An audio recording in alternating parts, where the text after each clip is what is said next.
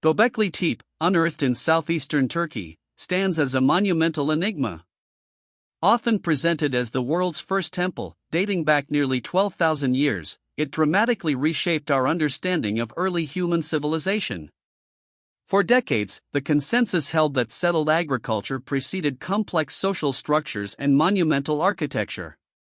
Yet, Göbekli Tepe defies this narrative, offering sophisticated construction from an era of hunter-gatherers.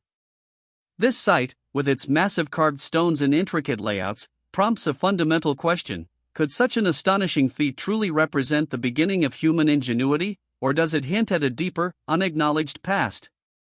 We investigate the compelling evidence. The discovery of Göbekli Tepe began in the mid-1990s under German archaeologist Klaus Schmidt. Initial excavations revealed massive, meticulously carved T-shaped pillars, some standing over 5 meters tall. Radiocarbon dating quickly established its astonishing age, pushing its construction to around 9600 BCE, deep into the pre-pottery Neolithic A period. This timeline predates Stonehenge by roughly 6,000 years and the Egyptian pyramids by 7,000 years, fundamentally challenging prevailing theories of societal development. The implications were profound. Monumental architecture and complex ritual organization emerged thousands of years earlier than previously thought, from a people still considered hunter-gatherers. The scale of Göbekli Tepe is staggering. Multiple circular enclosures, labeled A through H, have been partially uncovered, each featuring central T-pillars surrounded by smaller ones embedded in stone benches. The largest pillars reach heights of up to 5.5 meters and are estimated to weigh between 10 and 20 tons. Consider the challenges: quarrying these massive blocks from nearby bedrock, moving them significant distances, and then precisely erecting them using only rudimentary tools. This wasn't a simple gathering of stones, it was a feat of engineering that demanded meticulous planning and execution, revealing a sophisticated understanding of materials and construction. The sheer act of extracting these multi-ton limestone blocks from their bedrock source presents a significant challenge for a society without metal tools. Archaeologists suggest that stone tools, likely basalt hammers and flint chisels, would have been used for quarrying. This process involves identifying suitable rock formations, isolating the desired block, and then painstakingly chipping away at the surrounding material. Such an undertaking would require immense collective effort, specialized knowledge of rock properties, and a highly organized workforce. The quarry sites themselves, located within a few kilometers of the main site, still bear the marks of these ancient laborers, including an unfinished 7-meter-long pillar. Once quarried, the colossal pillars had to be transported to the building site. Moving stones weighing up to 20 tons over even short distances without wheels, draft animals, or sophisticated machinery is a monumental task. Researchers estimate it would have required hundreds of people, potentially using ropes, rollers, and sledges, to haul each pillar. This isn't merely about brute force, it's about coordinated effort, understanding of leverage, and problem-solving on a grand scale. Such logistical acumen suggests a highly organized social structure capable of mobilizing and sustaining a large workforce for extended periods, far beyond the typical nomadic hunter-gatherer group. To quantify the human effort, archaeologists and engineers have made estimations. For a 20-ton pillar, studies suggest that at least 100 to 200 individuals would be required for effective transportation, factoring in friction and terrain. This is not counting the dozens, if not hundreds, more involved in quarrying, carving, preparing the site, and providing sustenance. If we consider the construction of multiple enclosures over centuries, the total labor investment becomes staggering. Such a sustained mobilization of human resources points to a society with surplus labor, effective leadership, and a shared purpose that transcended immediate survival needs, characteristics typically associated with more advanced, sedentary cultures. Beyond their colossal size, the T-pillars of Göbekli Tepe are adorned with intricate bas-relief carvings. These depict a menagerie of animals: foxes, snakes, boars, birds, gazelles, rendered with striking naturalism and symbolic complexity. Some pillars also feature abstract symbols and human-like figures. Creating such detailed artwork on hard limestone, again without metal tools, demands not only artistic vision but also advanced carving techniques, precision, and immense patience. This isn't crude rock art, it's sophisticated sculptural work, indicative of a developed artistic tradition and a specialized class of artisans, suggesting generations of accumulated craftsmanship rather than a sudden emergence. The circular enclosures at Göbekli Tepe reveal deliberate architectural design. Each ring typically features two larger central T-pillars, often interpreted as anthropomorphic figures, facing inwards, surrounded by a ring of smaller pillars. The enclosures themselves are built into artificial mounds. Constructing these precise circles, maintaining structural integrity with dry stone walling, and ensuring the stability of massive uprights requires a solid understanding of geometry, load-bearing principles, and site preparation. Such architectural sophistication challenges the notion of a rudimentary, fledgling society, suggesting a lineage of builders with established practices and a conceptual framework for complex construction. The immense scale and complexity of Göbekli Tepe's construction imply a highly organized society. Mobilizing hundreds, possibly thousands, of individuals for sustained labor over centuries, coordinating their efforts, and providing for their needs points to a distinct social hierarchy. There must have been planners, overseers, skilled craftsmen, and general laborers. This division of labor, a hallmark of complex societies, is not typically associated with egalitarian hunter-gatherer bands. The site's existence suggests a degree of surplus resources and a mechanism for compelling or motivating large groups to undertake communal, long-term projects, far beyond immediate subsistence. For Göbekli Tepe's builders to achieve such mastery in quarrying, transport, carving, and architecture, a substantial body of accumulated knowledge and experience must have existed. Skills like precise stone cutting, understanding structural loads, and effective group coordination are not spontaneously generated. They are typically developed through trial and error, passed down through apprenticeships, and refined over many generations. The sudden appearance of such sophisticated techniques at Göbekli Tepe, without any clear precursors in the archaeological record, is a central part of the puzzle. It suggests an evolutionary path of craftsmanship that is currently missing from our understanding. History consistently demonstrates that major technological or architectural advancements follow a gradual learning curve. From the earliest chipped flints to intricate arrowheads, or from simple shelters to complex dwellings, each stage builds upon the last. We expect to see evidence of simpler attempts, mistakes, and improvements leading up to a peak of skill. At Göbekli Tepe, however, we encounter what appears to be a fully developed, mature architectural and artistic tradition, with no clear practice runs or evolutionary stages discovered immediately preceding it. This anomaly makes it difficult to accept Göbekli Tepe as humanity's very first foray into monumental construction. The logical implication of Göbekli Tepe's sophistication is the existence of an earlier, as yet undiscovered culture that developed these foundational skills. This precursor civilization wouldn't necessarily have built structures as grand as Göbekli Tepe, but they would have practiced the essential techniques, the quarrying, the carving, the organized labor, over generations. Göbekli Tepe could then be seen not as a beginning, but as a culmination, a grand expression of skills honed elsewhere over hundreds, if not thousands, of years. This theory posits a missing link in our understanding of human development, a shadow culture that predates what we currently identify as complex societies. If such a precursor culture existed, why has it remained undiscovered? Several factors could contribute. Firstly, older sites are often deeper underground, buried by millennia of sedimentation. Secondly, early settlements might have been constructed with perishable materials like wood or reeds, leaving minimal archaeological traces. Thirdly, catastrophic environmental changes, such as rising sea levels at the end of the last ice age, could have submerged coastal settlements, destroying or hiding crucial evidence.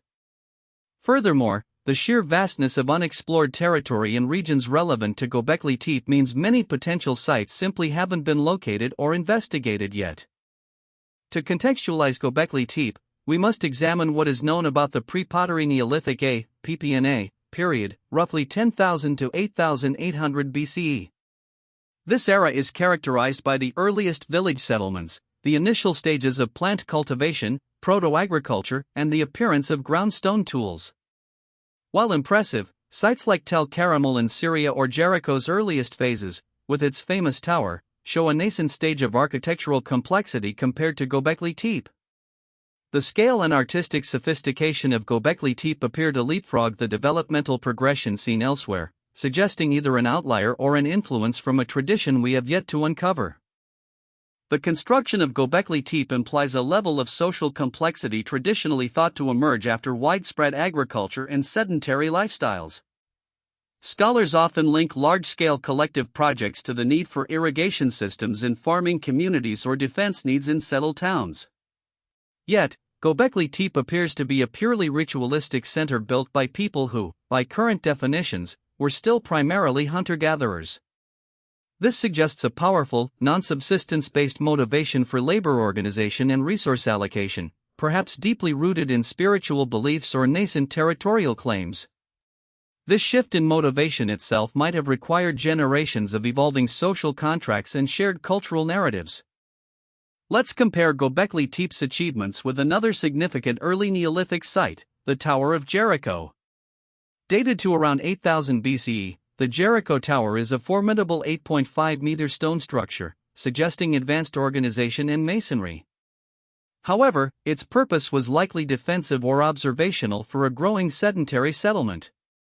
Göbekli Tepe's T-pillars, while potentially serving a ritualistic purpose, are individually sculpted monuments requiring a different set of skills: intricate carving, precise bas-relief, and the careful erection of multiple, freestanding colossal stones.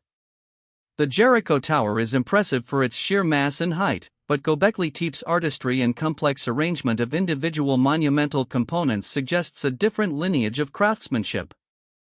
The rich symbolism embedded in Göbekli Tepe's carvings suggests a complex belief system.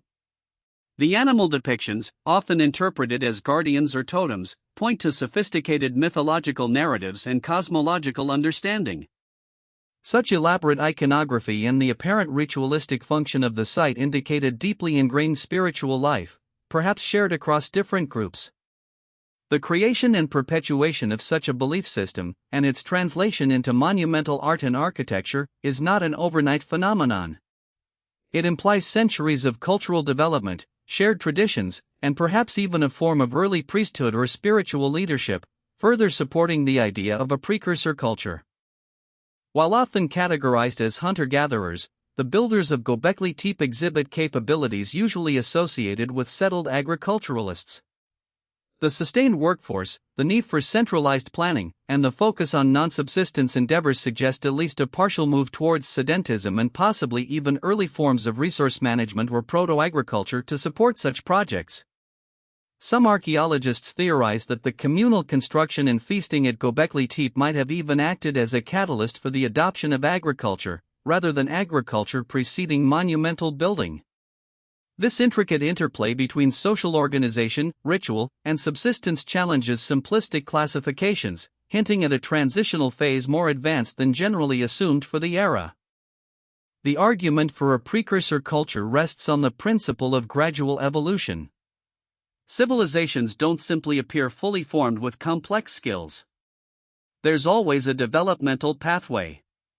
Göbekli Tepe, in its current state of discovery, represents a peak without an immediately visible base. The lost history, therefore, might be the centuries, even millennia, during which the techniques of megalithic construction, organized labor, and sophisticated artistry were slowly honed. The absence of this intermediate archaeological record is not necessarily proof of non-existence, but rather a testament to the challenges of preservation and discovery, leaving us with a tantalizing gap in our understanding of early human achievement.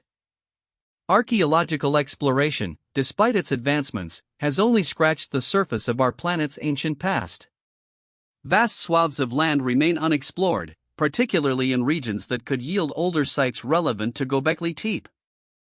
Furthermore, many ancient settlements now lie submerged beneath rising sea levels, casualties of the post-glacial melt.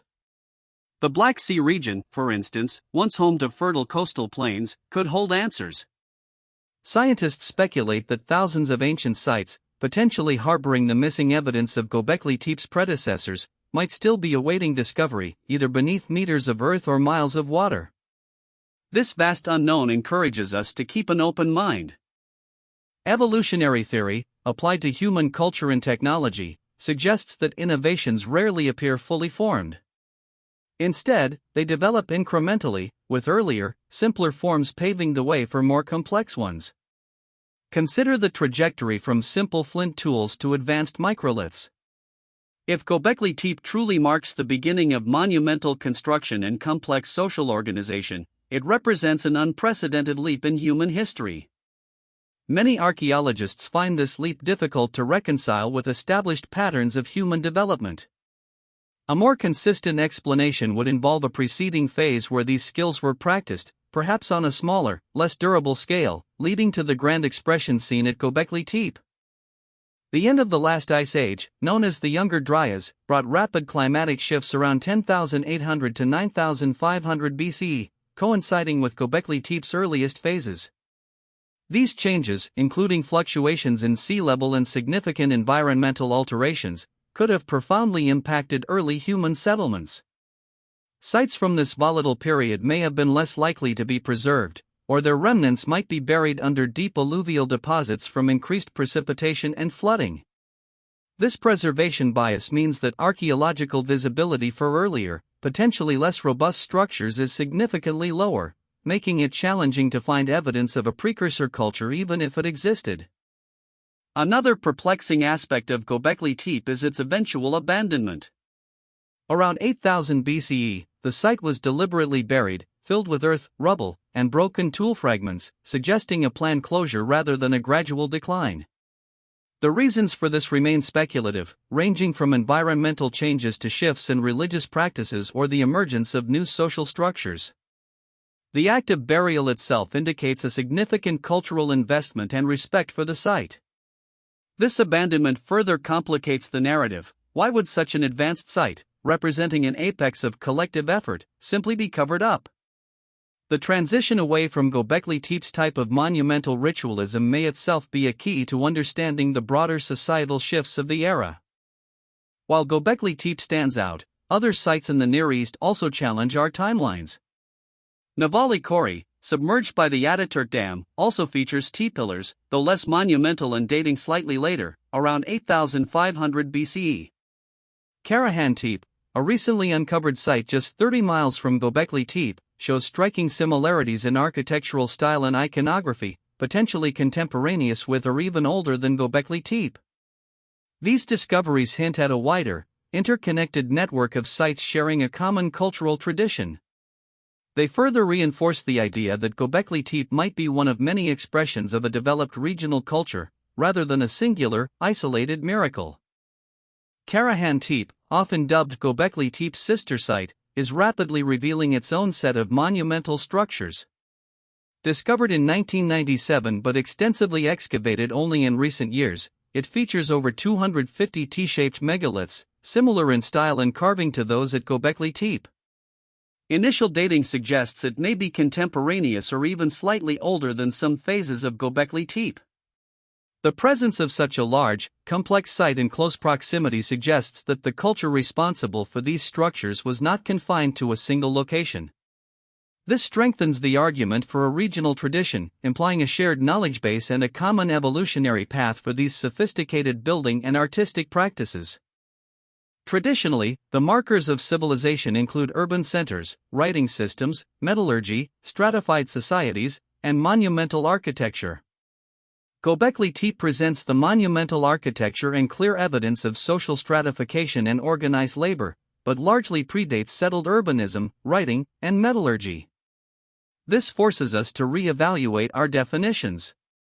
If a society can achieve such advanced feats without all traditional markers, does it suggest a different, earlier pathway to complexity? Or does it mean our current understanding of these markers is simply incomplete, and the missing ones are yet to be found from an earlier, foundational culture? In the absence of a writing system, the transmission of knowledge and cultural narratives in such a complex society would have relied heavily on oral tradition. Generations of stories, myths, building techniques, and social rules would have been passed down verbally. The very act of carving intricate symbols and animal figures might have served as a mnemonic device, preserving these traditions.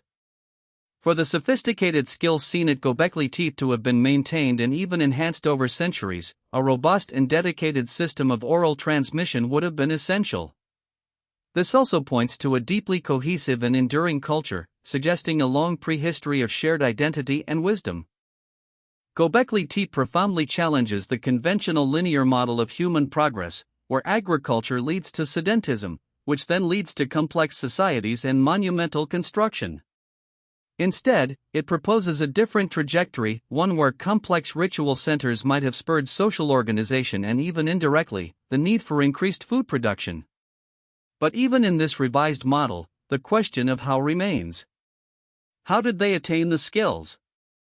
A non-linear, more nuanced view suggests that certain advanced capacities might have emerged earlier, in contexts we haven't yet identified, making Göbekli Tepe an expression of an already established, albeit hidden, sophisticated tradition.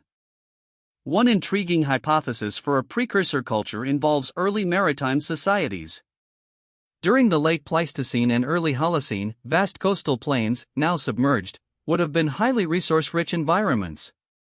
These communities, potentially developing advanced boat-building and navigation skills, might have created complex societies centered around marine resources.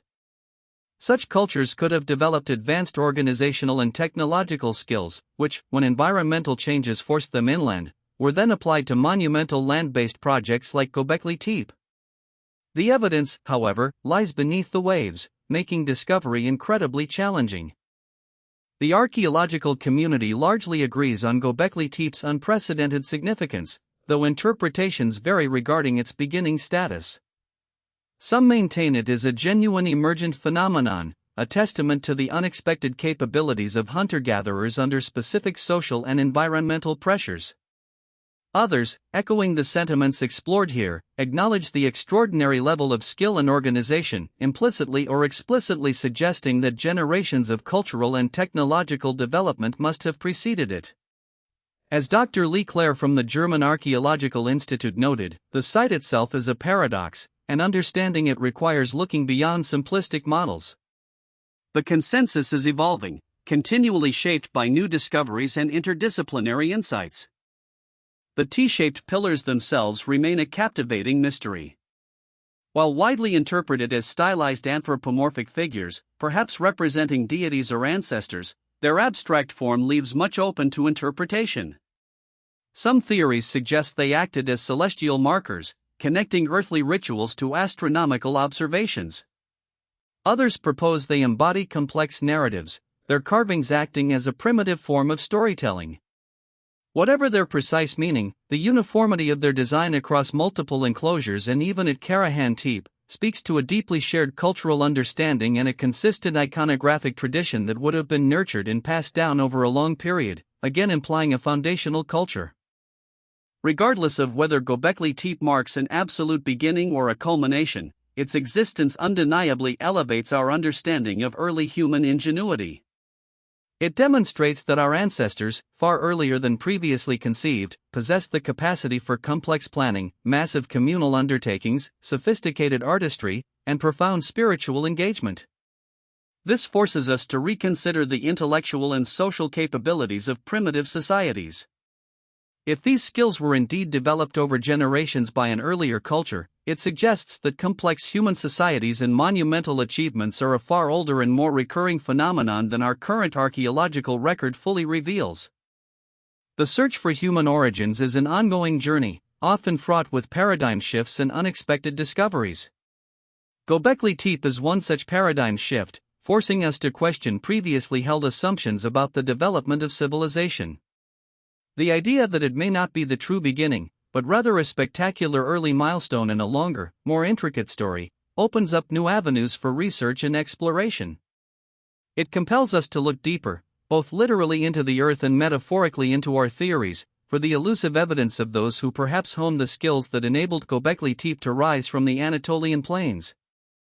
The ongoing excavations at Karahan Tepe and potential future discoveries in the broader region hold the key to unlocking more of this ancient puzzle. Advanced remote sensing technologies, underwater archaeology, and intensified terrestrial surveys could yet reveal sites predating Göbekli Tepe, offering the missing link that many hypothesize. Each new artifact, each uncovered structure, reshapes our narrative. It's a continuous process of discovery and reinterpretation, pushing the boundaries of what we thought was possible for our ancestors and inviting us to embrace a more complex, richer history of human civilization. Göbekli Tepe serves as a powerful reminder of how much we still don't know about humanity's past. It challenges deeply ingrained assumptions about the sequence and drivers of societal development. By forcing us to consider the possibility of an even older, undiscovered culture, it expands our perception of human potential and the depth of our ancient heritage. It prompts us to move beyond simplistic models and embrace the idea that the origins of civilization are far more intricate and mysterious than we once believed, a story still being written, one archaeological layer at a time. The journey into our past is far from over.